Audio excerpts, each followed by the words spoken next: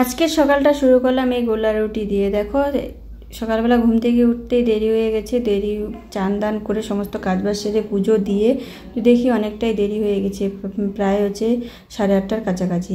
তো কী করবো, ঝটপট এই গোলা রুটি, এটাই শর্টকাট কাজ মনে হলো। রুটি বানালেও সহজ হয়, তবে আমার মনে হয় গোলা রুটিটা বেশি সহজ। তো এদিকে দেখো চিনি দিয়ে একটু লবণ ছিটিয়ে দিয়ে কাঁচা লঙ্কা পেঁয়াজ কিছুই দিইনি, মানে সিম্পলভাবে গোলা রুটি বানিয়ে নিচ্ছি মিষ্টি করে। তো চলো এদিকে দেখো গোলা রুটি খেয়ে সবার খাওয়া হয়ে গেছে, ভাত বসিয়ে দিলাম। ভাত বসিয়ে দিয়ে এখানে আমি কাঁঠাল কাটতে আসছি। তো বাবা হচ্ছে চিংড়ি মাছ নিয়ে আসছে, আর এই দেখো কাঁঠাল চিংড়ি, যেহেতু আজকে রবিবারের সকাল এটা। তো এদিকে কাঁঠাল এনে দিল গাছ থেকে, তো কাঁঠালও ছিল না।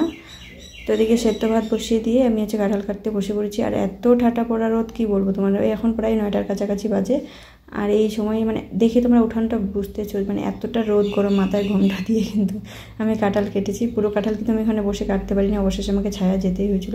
তো দেখো কাঁঠালের তরকারিতে অনেকে মশলা বেশি খায়, আমাদের কিন্তু মশলা একটু হালকা করে খেতে বেশি ভালো লাগে। এই দেখো চিংড়ি মাছও ভেজে নিয়েছি, আর দেরি যেহেতু হয়েছে। আর এই বাকি চিংড়ি মাছ দেখো এখানে, তো এটা আমি ঝোল শাক দিয়ে করবো, পাট শাকের ঝোল শাক দিয়ে। চিংড়ি বাটা করেছি, আলু ভাজা করেছি, আর হচ্ছে ডাল, কাঁঠাল চিংড়ি, এই আর কি। তো চলো সকালে খাওয়া দাওয়া হয়ে গেছে। খাওয়া দাওয়ার পরে আমি এখানে বসে পড়েছি একদম বাসন মাজতে। আমি জানি না কেন খাওয়ার মানে আমার যত কাজ খাওয়ার আগে আমি করতে পারি, যত কাজ আমার কিন্তু খিদা লাগলেও কী বলতো, ওই খিদা নিয়েই না খেয়ে কাজ অনেকটাই করা যায়। আর খাওয়ার পরে কিন্তু আমি একদমই কাজ করতে পারি না। তো এইভাবে দেখো বসে বসে, আর ভাত খাওয়ার পরে না শরীর ভার হয়ে যায়, তার জন্য কিন্তু কাজ করতে আরও অসুবিধা হয়। এটা কিন্তু বিকালবেলা। শুভ বিকাল বন্ধুরা সবাইকে, কেমন আছো তোমরা সবাই? আশা করি খুব ভালো আছো।